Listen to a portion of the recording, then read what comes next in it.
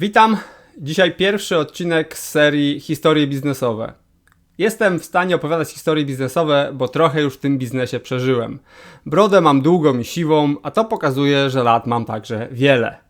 Tym bardziej, że jak dzisiaj się przekonacie, swój pierwszy biznes rozpocząłem w wieku lat 14.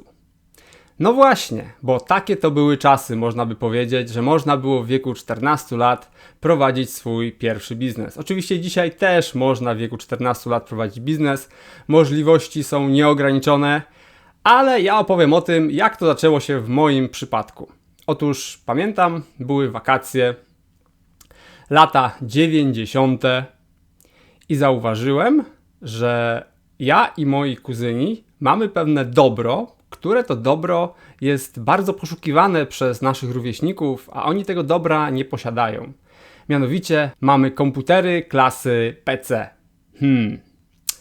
I wszyscy oczywiście na tych komputerach uwielbiają grać. Więc co zrobiliśmy? Wynajęliśmy budynek od naszych rodziców, akurat mieli taki niewielki budynek niedaleko naszego domu. Wsadziliśmy tam nasze komputery i otworzyliśmy salon gier komputerowych. Oczywiście wszystkie gry były pirackie. Oczywiście nie było żadnych kas fiskalnych ani żadnych tego typu rzeczy.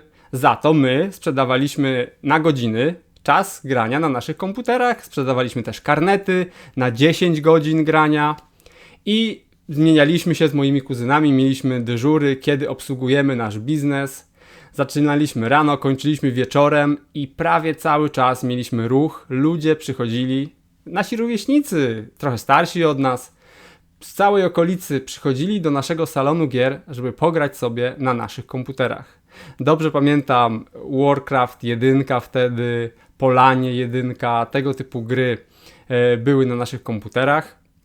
I dla nas to była z jednej strony wielka frajda, że zarabialiśmy pieniądze, z drugiej strony płaciliśmy rodzicom za prąd oczywiście, musieliśmy codziennie zapłacić za ten prąd zużywany przez komputery, ale też pamiętam, jak bardzo czekałem wieczora, żeby wreszcie zagrać sobie na moim własnym komputerze, bo cały dzień ten komputer był używany przez kogoś innego, a ja nie mogłem za bardzo grać, no bo klienci grali, prawda? Więc było to niesamowicie ciekawe doświadczenie biznesowe.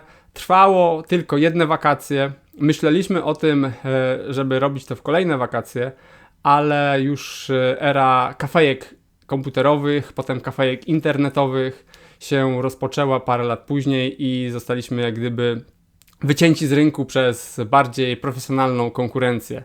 Niemniej jednak ten pierwszy bardzo ciekawy kontakt z biznesem dał nam bardzo dużo do myślenia i dał nam fajne doświadczenie na przyszłość. Pokazał, że warto ryzykować, że warto poświęcić jakieś swoje tymczasowe dobro na rzecz jakichś długotrwałych korzyści. No bo nie oszukujmy się, my na tym naszym salonie gier zarobiliśmy naprawdę niezłe pieniądze jak na owe czasy. To nie były jakieś drobne grosze, za które się grało, tylko to były takie ceny normalne, rynkowe za grę na komputerze. A że mieliśmy dość duży ruch, no to te pieniądze w gotóweczce wpływały do nas każdego dnia. Tak więc morał z tej historii jest taki. Nieważne, czy masz lat 15 czy 50, możesz zawsze prowadzić jakiś biznes i możesz go robić z sukcesem. Ważne, żeby mieć pomysł, zaangażowanie, pasję i cisnąć temat. To jest bardzo istotne. Oczywiście nie unikniesz ryzyka. Bardzo wiele osób, kończąc już ten wywód, próbuje mieć biznesy, ale strasznie boją się ryzyka. Jak tu zrobić biznes bez ryzyka? Jak tu zacząć jakieś przedsięwzięcie nie podejmując ryzyka? No praktycznie rzecz biorąc się nie da. Ryzyko jest nieodłącznym elementem i tylko trzeba uważać, żeby z ryzykiem nie przesadzić i żeby ewentualne zyski były adekwatne do dużego ryzyka, które ponosimy, bo nie ma sensu robić biznesu, który ma duże ryzyko, a małe zyski. To jest oczywiście nieinteresujące. Dziękuję bardzo za uwagę. Do zobaczenia w kolejnych historiach biznesowych.